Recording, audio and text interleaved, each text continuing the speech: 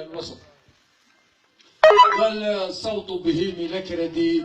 أرق عين الرقد، علفته بحشف فما بقى في المدود، درسته بكستر من الطراز الأجود، بدلته بمعزة ندم ردف الغدي، بدلته بهندة ليست ككل الهند، من خرديج الكرهب من جراعيب الخرد، إذا مشت سمعتها تدرد الدب تدرد دي، فجنها الددانة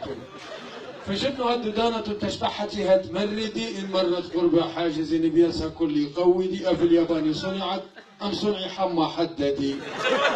تكريت تزريت شبحانها مر فددي، فعطلها مكبحها كنفرينة عيدي،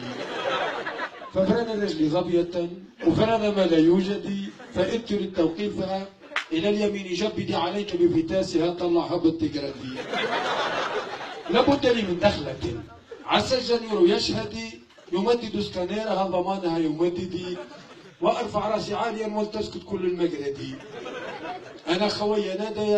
أن اقبل يا محمدي، فقلت لا لا لا لا، فمتعب مهضدي، والأخوة مالوا غضبا من قول هذا السيد، وقالوا هيا معنا للشيخ نصطدي، حسرة حسبتها زردة عببدي، فأكلها كلها مخلة وشنكددي،